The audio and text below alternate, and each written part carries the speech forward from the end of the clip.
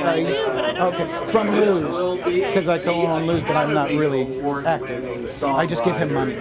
Not the Grammy The what Award, kind? the Academy Award winning, because he'll Finally tell got you it why right. he didn't get the Grammy. But No, I won't. okay.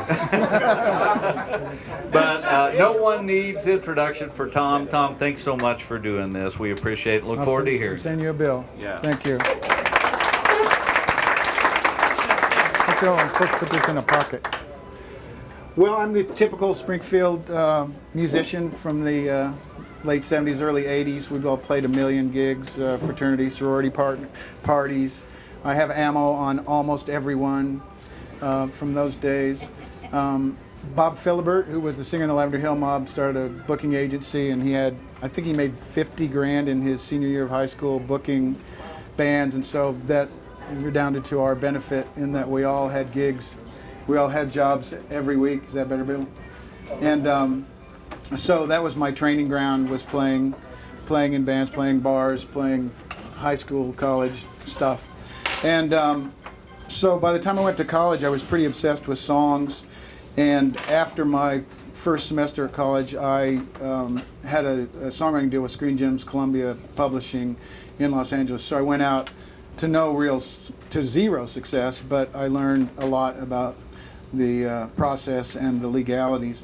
And then I came back to college for a while, and then I had a record deal with a band that also failed. But all that was good. So beyond that, 1983, a friend and I went to LA to start a band with another friend from here that was living in Manhattan Beach. And when we got out there, we found it was impossible because you had to rent a place to rehearse and you had to pay to get into the clubs.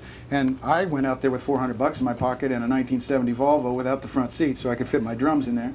And so the first weekend, I get a call from a guy who went to school at what was then SMS, Dave Concourse, who was a tech at Westlake Audio, which was the premier set of studios in LA.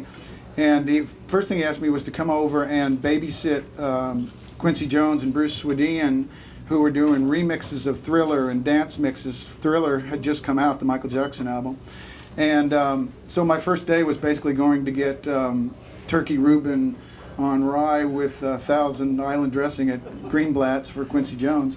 And also Michael, I rode over on my bike because I was staying right nearby, so Michael Jackson was riding my bike up and down the alley behind. But anyway, it was amusing, and they didn't pay me. And but a week later, he called me and asked me to go over to North Hollywood and help him at this studio, which had been called Davlin.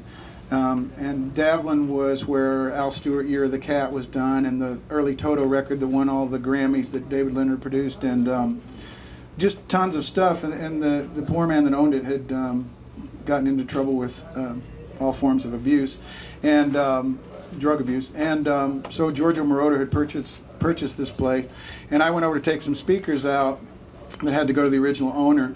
And while we're there up on ladders, the back door slams, and this guy comes down the hall with this amazing Italian accent, dropping every curse word ever invented in multiple languages, and asked my friend Dave to go find out what was wrong. And he came back and said, well, Giorgio's Ferrari brakes were bad coming down Coldwater Canyon, which is like this. And so I said, well, now go ask him if he wants me to fix it. And I went out and bled out his brakes and put new fluid in, and I think I charged him $20, and which was a lot to a kid from Springfield. And so about a week later, they called me and asked me to come work for them. No, next was his Rolls Royce actually broke down, and so I rescued him on that one too. He had a Corniche convertible that eventually caught fire and trashed itself. But so they hired me to come answer phones, clean the studios, depending on who was working there. If Brian De Palma was there doing Scarface, I went to get bagels for Brian De Palma. If just whatever, anything, and take care of the cars. So the first movie that was completing as I started there was Flashdance, and then next came Scarface, and all these processes were unbelievable. And so I was learning the gear and stuff like that. And I think next was Beverly Hills Cop 1. So my reward for working 100 hours a week at $5 an hour was I could learn to record. So so after everybody went home, Giorgio's engineer would teach me stuff, and then my next reward was I got to do demos of my own songs. And so about 3 months in, Giorgio had a publisher, an in-house music publisher, and he caught me finishing a mix, and he said, "What is that?" I said, "No, that's just something I made up last night." And he said, "I want it." And they put that on a Giorgio Moroder solo record for Germany, and the song actually went somewhere up the charts, like not far, number 30 or something. And it's not very good. But the guy that had written Flashdance with him was the drummer on all the Donna Summer records, and he had gone off to produce the Billy Idol records, and so he wasn't available. So I think it was somewhat before Top Gun. I don't remember what project came up, but I started writing some lyrics for Giorgio, and then Top Gun came in, and they had 318 songs that they were throwing up against footage, and nothing was working. So Giorgio and I went back. By then we'd built 2 more studios, which I would sleep on the floor to let the carpenters in, of course. And so the first song we wrote was Danger Zone, and it was actually pretty cool. It was a lot more kind of a rockabilly song initially, a little more swing and stuff. And then started the lottery of finding the singer. And of course, whoever's putting out the soundtrack wants their singers. So they mentioned Paul Young, the British singer, and that wasn't right. And I think I've only heard recently they offered it to Journey, and they passed, and they offered it to REO Speedwagon, which thank God they passed. And don't quote me. And but anyway, so then they came up with Kenny Loggins, and don't quote me on that either. And so I go over to Kenny's house to teach him the song, and they had an extra house in Encino for when they were in town, but really lived in Santa Barbara. And so I go to his house, and he answers the door. He goes, "Oh, hi," kind of like, "Who are you?" And he said, "Can you come back later? My wife just had some plastic surgery today." I thought, well, that's a little extra information that I didn't need. And can you come later? And I thought, you're Kenny Loggins. Don't you have a phone? But so I went back a little later, and he taught him the song. You know, we ran down the lyrics, and then of course he, being Kenny Loggins, had to change some of the lyrics for the worse. So anything that makes you cringe is Kenny's fault. Like, you never say hello to you until you get it on the red line overload. Yeah, it's like, give me a break. And but he's Kenny Loggins, and I'm not. So so then the next week we wrote "Take My Breath Away," and those scenes did not exist in the movie. They had been done shooting the movie for quite some time, and they were just chopping it by this time. But when Don Simpson and Jerry Bruckheimer, the producers, and the director Tony Scott, heard the song, they decided to shoot scenes to Take My Breath Away. So that's why they're blue lit and gauzy curtains, because her hair had grown out and she might have gained some weight. And so they reconvened. They convened the weekend after we wrote the song, and it was just a demo at this point. We actually had a chick who's a pretty successful background singer sing the original demo, and so they shot those scenes to that demo. There was a guy who's gone now named Joe Farrell, who invented the method of testing movies before audiences, and they hand out questionnaires, and so they tested Top Gun prior to Take My Breath Away being in, and it was an $80 million movie. And then they tested it again when the real version of the song was in, and that scene was chopped in, and it tested at $480 million. So the addition of a love song to Top Gun changed its trajectory completely, and of course it's a $1 billion movie in reality. But so because we had 2 songs in the movie, there's an obscure Academy Award category called Song Score, and so they decided we should have 5 songs, because then if it's the same author and composer, there's a special category. So we ended up with 3 dogs. We very quickly wrote 3 not good songs, and they're in there and somewhere, but they're very short. And unfortunately, there's a time that the songs have to be a time amount that the songs have to be in the film. And one song they faded just a little too quickly when they were mixing, so we didn't qualify. So the only person I know of our era that has gotten that Academy Award is Prince for Purple Rain. but no guarantee we could have gotten it. So at any rate, movie comes out, blows up. We get nominated for Academy Award. I don't really even know anything about it, so I didn't really make the most of it by any means. But you know, it's a really long event. It's like 7 hours long, and afterwards the party was good.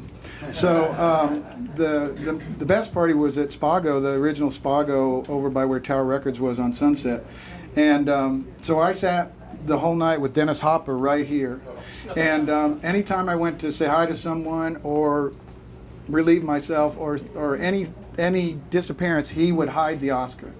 So all night, Dennis Hopper was hiding, and David Lynch and Isabella Rossellini was next to him, and they never spoke.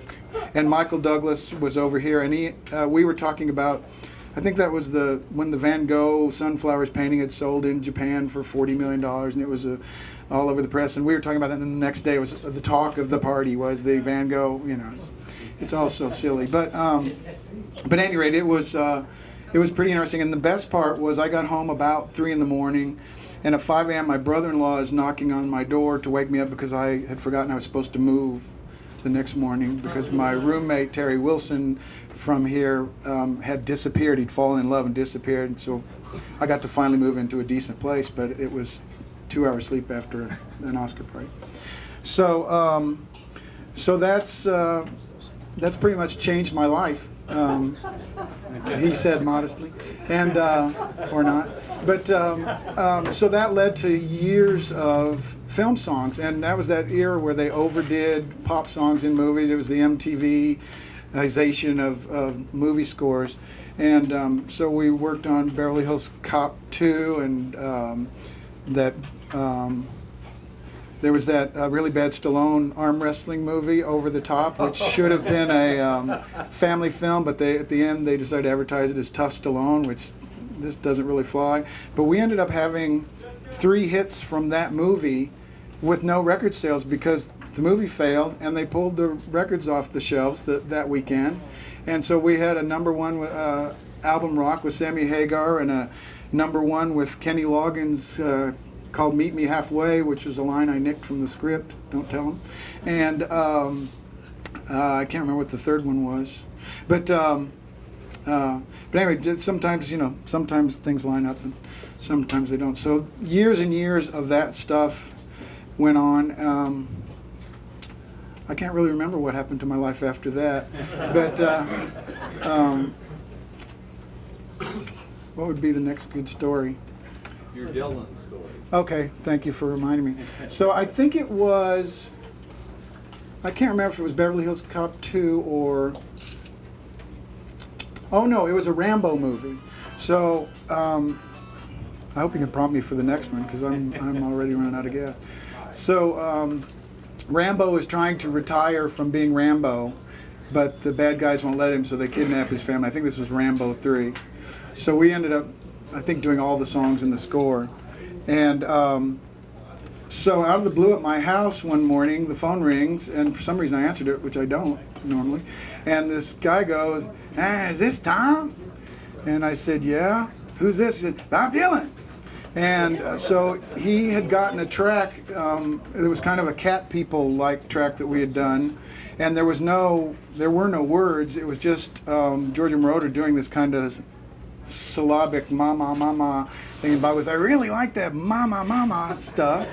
And he said, "Why don't you come out to the house?" So I go out to his house for 4 mornings at 10 a.m. I don't know why 10 a.m. because he was unbelievably grumpy at 10 a.m. And I sat, it was that house that he built with the big copper dome roof in Malibu, and there's no driveway. You go up a couple of dirt tracks worn by tires until you get to the bodyguards. And I guess every kid who ever took LSD and listened to Bob Dylan tries to get on his property, so there are guys posted. And then so we sat in this amazing room and wrote this lyric about the field of fire, about how Rambo wanted to get out of the game, but you can't escape from the field of fire. And we even talked about the footage of those cane fields that they use in advertisements where they burn and then they speed them up as the car goes by or whatever. Which, strange enough, some years later I actually had a Peugeot ad with a Ray Charles song that used that similar footage. But anyway, so Bob and I write the song. It was 4 mornings. It was really done the first day, but anyway, it was, and he's a fascinating guy. And so he goes to a meeting at Paramount, and none of us are there, none of the rest of the team. And some guy, as he's walking out, says, "Oh, that song's amazing, but I thought you were going to write something more like Knocking on Heaven's Door." And Bob got so mad he quit. So the song has never seen the light of day. But I talk to his son-in-law, Peter Himmelman, once in a while, who's a folk singer, kind of acoustic guy. And Peter will say, "Yeah, Bob played that song at Thanksgiving again this year. And I really like it. Shame it didn't get in the movie." But so that's the Rambo story. I really don't have much else. I mean, unless I just, start naming songs, but I don't even remember all those songs. I mean, I wrote 100 songs a year at least for those 9 years, and now I do much less. So Tom, what happens with a song like that Dylan has? Dylan owns it?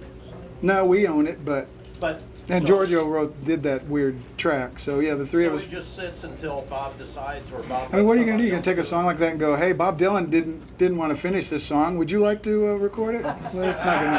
That's I guess if Bob passes, everybody would pass. But there are tons of those. So I don't know if any of you seen my really embarrassing Fiber One commercial. Oh my God. I was really mad till I got the first check the other day, but yeah, they wrote different verses to take my breath away. It's so bad, and I guess they had to pay because it wasn't the usual $20 that I normally get. But. Okay, well, I brought the Oscar. I don't know if anybody wants to meet Oscar and have photos. He's right over there. Why don't you pass him around? Take the Crown Royal bag off. Tom, name all the bands we played in. Oh my God, I can't. You can do a better job of that than I. Oh. Queen City Punks, Dog People. What else? 5-Star Cadillac Band. I mean, this was all before these people were even born. Papa John. Oh my God, good one. No Slack, yeah, I had a record deal with Mercury. I played with the Daredevils for a week. That was awesome. A week is perfect. And that was the one where we got to Vancouver and we're supposed to go further up in Canada, and it was socked in, so we chartered a Learjet since it was an all expenses paid gig, and went straight up and straight down.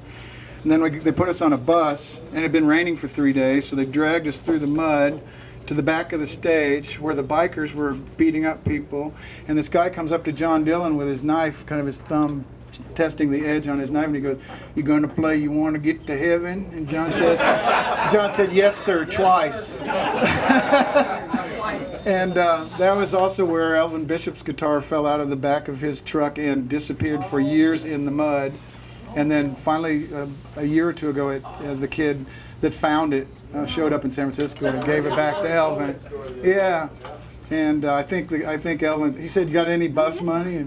And Elvin handed him, probably not much, but handed him enough money to get home.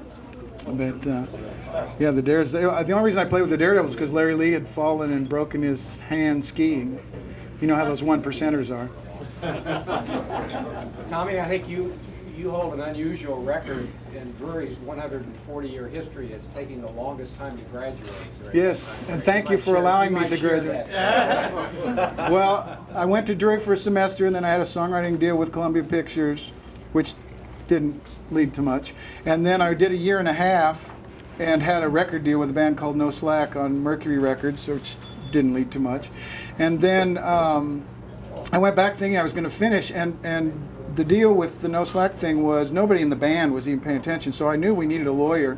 And I happened to look in Rolling Stone, and there was a story of an attorney in San Francisco that was having a party at his house for all his clients, and the clients were Jefferson Airplane, Grateful Dead, Elvin Bishop, Bill Graham, everybody that was huge in San Francisco. So I called the guy up the next day and said, "Hey, I'm doing a record deal, and I need a lawyer." And he just dies laughing And he says, okay, I'll do it just because you have the chutzpah to call me up. And he did our record deal for free, never sent me a bill, and we became very close friends, phone friends mainly, although the band did go out to his house for a visit when we signed the contract. But we would have 1 minute conversations about the business, so I guess, I don't know how he bills for the 1 minute. But he became very famous for screaming at David Geffen once at the Beverly Hills Hotel, so that sort of short-circuited his career for a while. But oh yeah, Santana was at the party too. So that he was the Brian Rohan was his name. But anyway, so although the record deal didn't go for. But anyway, so then I thought I was going to practice law, so I went to finish Drury, and I'd applied to law schools and been accepted to a couple, and my father had been a lawyer. And I thought I would do music law and practice with Brian in San Francisco. And I got done, I thought, with my degree. And the head of the music department said, I'm not going to graduate you. You have 2 5-minute piano exams, and you have to come back another semester to do a 5-minute exam. And so I said, see ya. And then I graduated, thanks to Mr. Parnell. So thank you, sir. And that's it. He's dead now. I think it would be, and it was not me. I didn't kill him. On the night of your big award, how long was your walk up there, and did you have a speech prepared? No speech. I didn't think we were gonna. I didn't know anything about it. You know, I'm from Springfield, Mo, and so I just basically tried to remember everybody that Giorgio forgot. It was his 3rd Oscar, so he had this going pretty good. But the best part of my trip up to the stage was that David Foster tried to trip me as I went down the row. And he said, I got to slow you down. So apparently he's a little, I'm thinking he might be a little competitive, you know. So, yeah. Who's the biggest jerk you've ever met in the music business? Careful, I I don't know, there are so many. Not in this room. Oh, That's not okay. in this room. I don't know, I think maybe Kenny Loggins. You know, but he's just weird. He's kind of first of all, he thinks he's Kenny Loggins, you know, so he has that toot instead of just being normal at times, you know, and he's really not Kenny Loggins anymore. I mean, everybody has a taper down. As a matter of fact, he was in town, Larry made me go, he was in town at Juanita, I don't know, a couple years ago, and there were, I don't know, 50 people, but he just was never nice to me because I guess he thought, who is this nobody? Why is he working with me? And I had 2 songs, one was, I think Danger Zone was number 2 and Meet Me Halfway was a number 1. You'd think he could overlook his, specialness for a second, but maybe I asked too much. Who's your favorite artist? I like people that can really, really sing. So like when we did Take My Breath Away and Terry Nunn did it, it was unbelievable. Great story. There was this girl, Amy Mann, who's married to Sean Penn's brother Michael. They asked her, since it was on Columbia, they were trying to get all their artists, and she had Till Tuesday, which had that song Hush Hush, Voices Carry. So they asked her to call, so she called, and Georgia said, you take the call. And she said, I really like Take My Breath Away, but I want to rewrite the melody and change all the lyrics. I said, okay, I'll get back to you. And then I went and told Georgia, I said, don't call her back. And but that's how we ended up really with Terry Nunn, because we couldn't find anybody, because it needed that sort of torchy, brassy thing, because otherwise it's just kind of cinematic images and a weird bass line. So it worked out for the best. But yeah, it's so funny. Somebody wants to like totally rewrite your song. Yeah. Then again, the chutzpah, you know. So okay, I'm done. Thank you. Bye. Oh, well, ask me a question. You know me too well. You don't know. Do you own any property in Springfield, Missouri? Everything I have is for sale, yes. I thought you guys were going to sell our building for us downtown. It's looking good. Yeah? Better. Yeah. Okay, bye. Bye. Yeah.